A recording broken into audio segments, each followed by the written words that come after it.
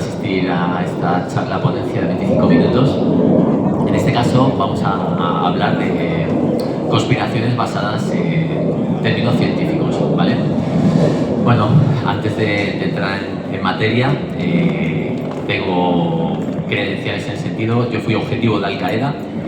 En el año 2003 estuve viviendo en Siria y bueno, pues hubo una serie de circunstancias que me llevó a conocer a los servicios secretos, a las agencias de inteligencia, ya se llame CNI, ya se llame la CIA o se llame el Mossad, ¿no? He estado con miembros también de la mafia italiana, con la Camorra, que son las 4 mafias italianas que hay en Italia. Está la Sacra Corona Unita, está la Camorra, está la 'Ndrangheta y está la más peligrosa del mundo, que es la Camorra, que tiene un historial de más de 9.000 asesinatos. También he estado con la mafia japonesa, con la Yakuza, por temas de investigación. Y bueno, pues en 3 ocasiones con hemeroteca de por medio he sido capaz de anticiparme a Edward Snowden. Sabéis que Edward Snowden es ese agente de la CIA que fue capaz de anticipar, o sea, que fue el que dijo que Estados Unidos espiaba a sus ciudadanos, a los estadounidenses, a través de las redes sociales, y fue el primero que lo puso sobre la mesa, ¿no? Pues eso lo dije 14 meses antes en una hemeroteca en Granada hoy, que está digitalizado, el que quiera después de la conferencia se lo puedo facilitar. Fui capaz de anticiparme también a la guerra de Irán, también con hemeroteca en prensa, en medios de comunicaciones oficiales, y fui capaz también de definir un año antes que Marina Abramovic, artista de la performance, salía de los archivos de Jeffrey Epstein. Dicho esto, es muy interesante porque yo he estado en la guerra de Ucrania, he estado en zona de conflicto, voy a sitios extremos y bueno, no hablo desde un ordenador que habla de estas cuestiones tan delicadas, sino que voy a los sitios y lo investigo. Vamos a hablar de un personaje súper interesante que se llama Ziad Jarrah. ¿No sabéis quién es Ziad Jarrah? Ziad Jarrah fue uno de los terroristas que atentó contra, bueno, no fue en concreto las Torres Gemelas, sino intentó atentar contra el Pentágono. Lo que pasa que, curiosamente, por una serie de circunstancias, no llegó a impactar en el Pentágono y impactó en un territorio, vamos a decir, pantanoso, ¿no? ¿Qué es lo que pasa con Ziad Jarrah? Ziad Jarrah es un terrorista libanés. Él iba pilotando el vuelo 93 de United Airlines, ¿vale? Y este tipo llegó, fue uno de los terroristas que se crió en los campos de la base de Al Qaeda en Bora Bora, en Afganistán, ¿vale? Aquí viene la primera conspiración científica comprobable y que se puede comprobar. ¿Sabéis que sus primos, Ali al-Jarrah, primos hermanos, y su otro hermano, Mohammed al-Jarrah, su otro primo hermano, fueron agentes del Mossad? O sea, es decir, si no sabéis cómo funcionan las agencias de inteligencia tienen un patrón para articular todos los movimientos, ¿vale? O sea, es decir, no solamente reclutan a una persona, sino que miran todo el historial familiar, de amistad y todo su entorno. ¿Cómo es posible que Ziad Jarrah fuera un terrorista, el terrorista libanés que intentó impactar, que fue el que pilotó los aviones contra el Pentágono, que no lo consiguió, y que a la misma vez, durante 20 años, desde 1983, Ali al-Jarrah y su otro hermano fueran agentes del Mossad que trabajan desde 1983 y fue desarticulado en el 2008? Daros cuenta, los atentados de Al Qaeda en Estados Unidos contra las Torres Gemelas y el Pentágono fue en el 2001. Y ellos, los hermanos, o sea, los primos hermanos de Ziad Jarrah, trabajaban para el Mossad desde 1983. ¿No os parece sospechoso? Esto es científico, es comprobable. O sea, decir, hay base científica. Vale, entonces, claro, te das cuenta, hay un libro que está considerado por el New York Times como entre los 100 mejores libros escritos, el New York Times, o sea, no es un sitio alternativo, es un sitio oficial, donde el libro se llama La Torre Elevada. Y en La Torre Elevada, cuando empiezas a leer este libro, tanto los servicios secretos estadounidenses como los servicios de Arabia Saudí, los servicios de inteligencia de Arabia Saudí, conocían dónde estaba Osama Bin Laden, conocían dónde se alojaba, en Bora Bora, conocían su sistema, quién le financiaba. Pero en todo esto hay otro personaje súper interesante que se llama Mohamed Atta. Mohamed Atta fue uno de los que pilotó y que estrelló y que impactó el avión contra una de las Torres Gemelas. Este hombre estaba monitoreado por los servicios de inteligencia de Alemania, por la CIA, por el Mossad y por los servicios de inteligencia de Arabia Saudí. Es decir, entonces, claro, muchas veces te pones a estudiar en términos científicos lo que ocurrió con las Torres Gemelas y, hombre, como mínimo sospechoso todos estos vínculos, ¿no? O sea, decir, y no es una cosa que sea difícil de encontrar, pero claro, son una serie de patrones que te llevan a determinar qué sucede para que dos primos hermanos de un terrorista que va a impactar, que fue a impactar al Pentágono, trabajen para el Mossad durante más de 20 años, ¿no? ¿Cómo es posible que Mohamed Atta, que estaba investigado por los servicios, Mohamed Atta fue, se supone, porque vamos, es una falacia decir que fue el cerebro ante los servicios de inteligencia como la CIA, el Mossad y otros, que tuviera la capacidad de secuestrar una serie de aviones, ¿vale? El cerebro operativo, siendo investigado por los servicios de inteligencia de Alemania, siendo investigado por la CIA, siendo investigado por los servicios de Arabia Saudí,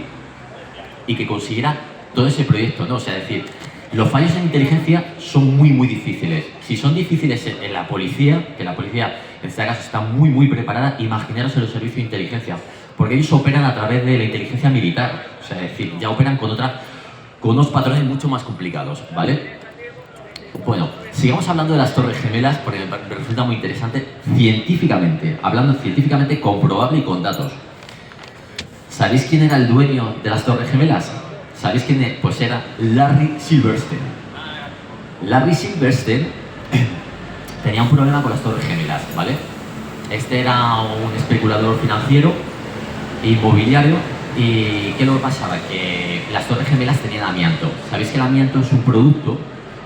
Es una sustancia que es cancerígena y que provoca una serie de procesos oncológicos que, bueno, pues es muy difícil que una persona pueda vivir bajo un edificio con el amianto sin que llegue a resultar con ese diagnóstico. Entonces, ¿qué es lo que pasaba? Que Larry Silverstein, cuando fue a preguntar por los presupuestos para limpiar el amianto, se dio cuenta que le salía más barato derruir las Torres Gemelas que limpiar el amianto. ¿Qué pasó el 11 de septiembre del año 2001 con Larry Silverstein? Casualmente, ese día Larry Silverstein tenía una cita con el dermatólogo. Qué curioso, es muy curioso, científico, ¿eh? Científico, comprobable. Ok, va y él supuestamente le dijo a su mujer que quería suspenderle la cita en reiteradas ocasiones. ¿Qué lo pasa? Que que la mujer le dijo, no, tienes que ir al dermatólogo, es imposible que hoy vayas a trabajar a uno de los edificios, al restaurante de Win at the Window de las Torres Gemelas, no puedes ir, tienes que ir al dermatólogo, que es más importante, sabes que tus negocios de 4.000 millones de dólares, ¿vale? Ok, pues ese día que se celebró las Torres Gemelas, o sea que sí, que hubo el atentado, Larry Silverstein no fue a trabajar. Vale, ok, puede ser casualidad. Pero las casualidades aquí no acaban. Los dos hijos de Larry Silverstein también trabajaban en las Torres Gemelas. ¿Y qué pasó el día del atentado del 11S del 2001? Que los dos hijos de Larry Silverstein llegaron tarde. Oh, ¿qué ha pasado? ¿Cómo llegaron tarde los dos hijos? O sea, llegó tarde. Larry Silverstein tenía cita con el dermatólogo, era súper importante. Más importante el dermatólogo que los 4.000 millones de dólares. Luego, los dos hijos llegaron tarde. Y bueno, pues en este tipo de concatenaciones no solamente se circunscribe a Larry Silverstein, sino a personajes mucho más inquietantes. Tenemos que decir que entre este tipo de historias voy a pasar a otro tipo de situaciones que me parecen muy interesantes. ¿Sabéis que de los 43 presidentes que ha habido en la historia de Estados Unidos, 42 de los presidentes de Estados Unidos pertenecen a un mismo ancestro? ¿Tienen en común un mismo ancestro? Carlos I de Inglaterra. Y nos preguntamos, bueno, ¿quién averiguó esto? ¿Quién fue capaz de averiguar que de los 43 presidentes que ha habido en la historia de Estados Unidos hay 42 que han pertenecido al mismo ancestro común, una niña de 12 años, llamada Brit Anne de Avignon.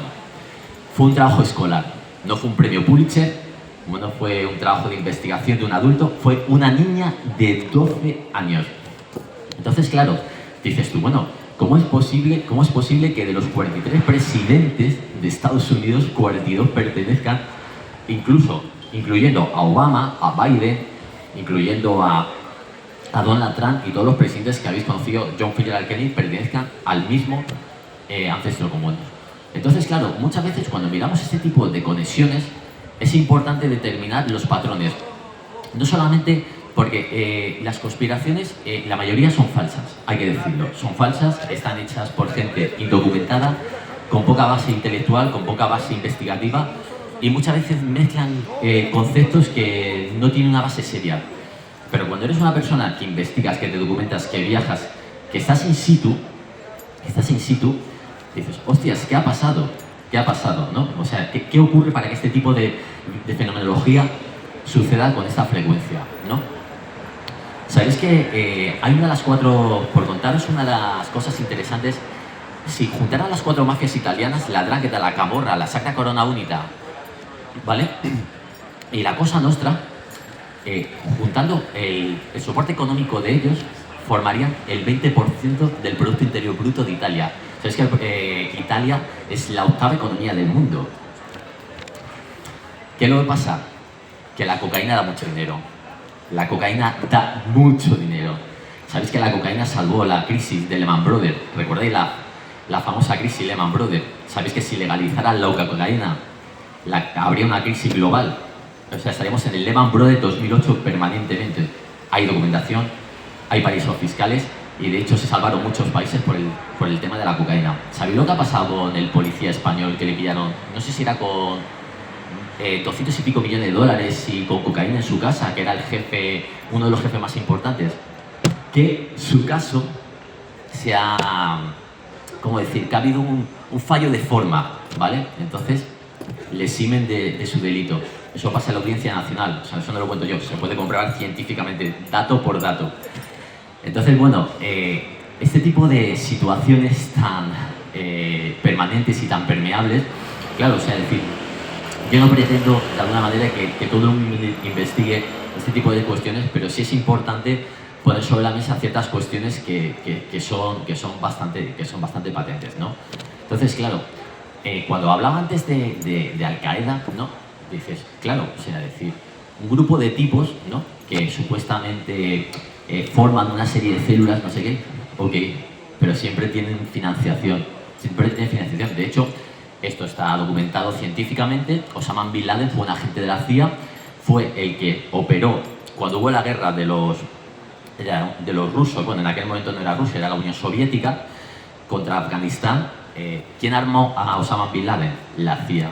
¿Quién financió a Osama Bin Laden? La CIA. ¿Quién enseñó a combatir a Osama Bin Laden y a todos sus esbirros? La CIA. Y curiosamente, luego nos hacen creer que un tipo que ha sido adoctrinado por Osama Bin Laden opera para atentar contra las Torres Gemelas. Claro que sí, unos fallos de seguridad absolutos, ¿no? O sea, es decir, son cosas que provocan cierta sorna. Entonces, claro, vivimos en un estado castrador donde este tipo de información, sí hay literatura, sí hay documentales y tiene ciencia detrás porque es comprobable, pero claro, esto no lo puedes decir públicamente. Por ejemplo, ahora mismo aquí hay sentado Aarón García Peña, persona que te nombre, y Aarón García Peña, por este tipo de cosas, pues le han castrado varias cosas. Le han quitado de Wikipedia, por ejemplo, ¿no? Le han quitado varios puestos de trabajo porque, claro, es una persona que tiene la capacidad de decir este tipo de cosas, pero que no resultan cómodo para el sistema. Entonces, bueno, este tipo de situaciones, de alguna manera, suelen ser incómodas, suelen ser, pues eso, no generan un debate en los medios de comunicación formales, no generan un estado de diálogo. Por lo tanto, siempre vivimos en este tipo de condiciones.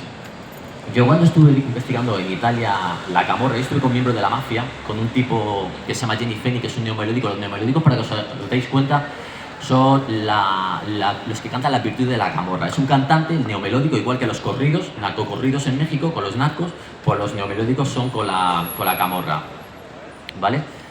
Y él me dijo, dice, el Estado necesita la mafia. Dice, el Estado es el primer interesado en la mafia.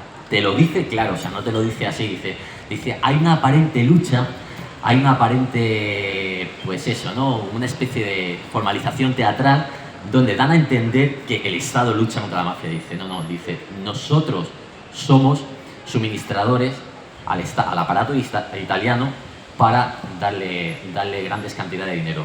¿Sabéis quién es el mayor narcotraficante literal de Marruecos? O sea, ¿sabéis quién es el capo del narcotráfico? Mohamed VI, el rey, sí, el rey es el que opera, el rey de Marruecos. O sea, no opera él directamente, evidentemente, pero es el que tiene los mayores beneficios del narcotráfico.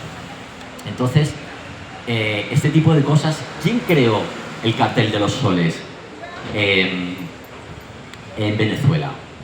La CIA, demostrado, dicho por esa gente de la CIA. O sea, esto no lo dice un tipo que se sienta en YouTube, que empieza a hablar de estas cuestiones, desde la conspiración, desde su imaginación. No.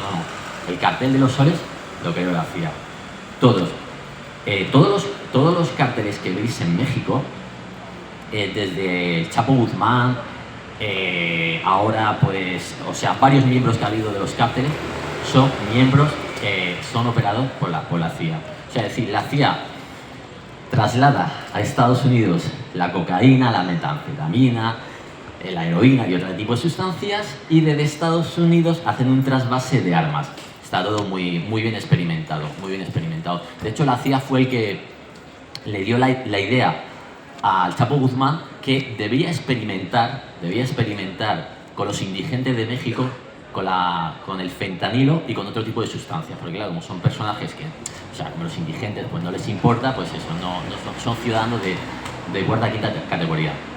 Entonces, en este tipo de situaciones, pues ahora pues pondrán a otro nuevo capo del cártel de México para que ocurran todo este tipo de situaciones. Porque claro, sabéis que la CIA en su momento, cuando financió la Contra, que iba contra el poder político que había en aquel entonces en Nicaragua, ¿de dónde sacaba el dinero para financiar las armas, la CIA y todo eso? Del narcotráfico científico y todo esto. Sabéis que hay un agente de la DEA, que es muy famoso, el más famoso que ha habido en la historia de la DEA, que se llama Kiki Camarena. Kiki Camarena es un tipo que desarticuló todo el operativo de la cocaína que sucedía en México. ¿Quién asesinó a Kiki Camarena? La CIA. Demostrado científicamente, con documentos desclasificados, con archivos. Entonces, en este tipo de situaciones, claro, te das cuenta que es más horroroso y más terrorífico de lo que nos dicen, ¿no? Y todo es comprobable, y todo tiene una base empírica. Kiki Camarena, cuando fue torturado por el Chapo Guzmán, estaba en presencia, había un agente de la CIA cubano que vive en México, o sea, que vive en Estados Unidos, sigue actualmente, y fue interrogado por el Senado de los Estados Unidos, por el Congreso. Entonces, este tipo de situaciones aterrorizan. Pero bueno, no solamente es en Estados Unidos, esto ocurre en todos los países, en todas las situaciones, ¿no? Entonces, estamos en una especie de fascismo estructural donde nos hace creer que vivimos en una especie de democracia, pero bueno, es una falacia y es fácilmente desmontable. Mi historia con Al-Qaeda, pues cuando yo estuve en Siria viviendo en el año 2003, que esto lo cuento en un libro, yo conocí a un español converso al Islam, ¿vale? Que se hacía llamar Abu Bekr, que traducido creo que es hijo de vaca, que alguien me corrija si sabe árabe. Y a partir de ahí empecé a conocer a una serie de personas. Estuve unos 8 meses, ¿vale? Estuve 8 meses. Y bueno, pues de repente empecé a entrar en un entorno más endógeno, más cerrado, más compacto. Y ahí es cuando, por una serie de personas, CIA, Mossad y CNI, me di cuenta que estaba con miembros de Al-Qaeda. Me intentaron reclutar para que formara parte de su estructura, de su célula.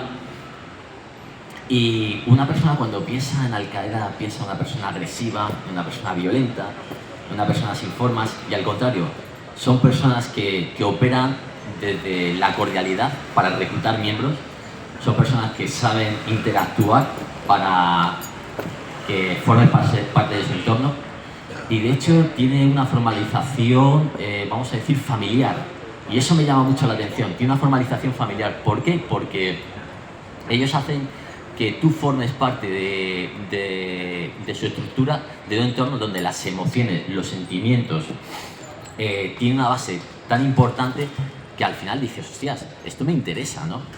Muchos de los miembros que conocí de Al-Qaeda en Siria me llaman mucho la atención porque eran conversos al Islam europeos. Por cierto, ahora doy un dato importante porque no se me escape. Dentro de esos conversos europeos conocí a un español, a otro español que había sido traficante de cocaína en Canarias.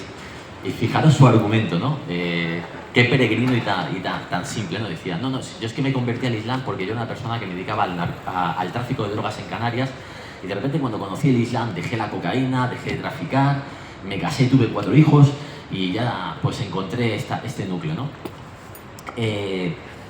Muchos de esos miembros de Al-Qaeda luego formaron parte del Daesh, del Estado Islámico, del llamado Estado Islámico, y muchos han muerto. Tengo información fidedigna que muchos han muerto porque evidentemente combatieron contra fuerzas externas y ya han fallecido. Es curioso que el país con más yihadistas de toda Europa es Bélgica, y efectivamente cuando estuve en Siria en el año 2003, muchos de los que en aquel momento era Al-Qaeda en Siria, tiene un nombre muy concreto porque luego Al-Qaeda en cada país tiene una estructura, tiene una formalización según su país, según esto, ¿no? Formaron parte del Estado Islámico y muchos de ellos eran efectivamente belgas, que eran belgas de segunda, tercera, cuarta y quinta generación. O sea que Europa tiene un problema bastante importante. Y bueno, pues hay un barrio en concreto de Bélgica que se llama Molenbeek, que es el barrio que ha dado más terroristas de toda la historia de Europa, y que son los que, muchos de ellos, ya se unieron al Estado Islámico. Dicho esto, para finalizar, porque ya llevo casi 25 minutos y es lo que dura la charla, siempre tienes que vivir desde la sospecha de todo, pero siempre con investigación, con base, con documentación. Viaja, pregunta, documenta, y cuando ya tengas todo sobre un soporte que sea irrebatible tu argumento. Os doy las gracias, sois muy amables y que tengáis un día excelente.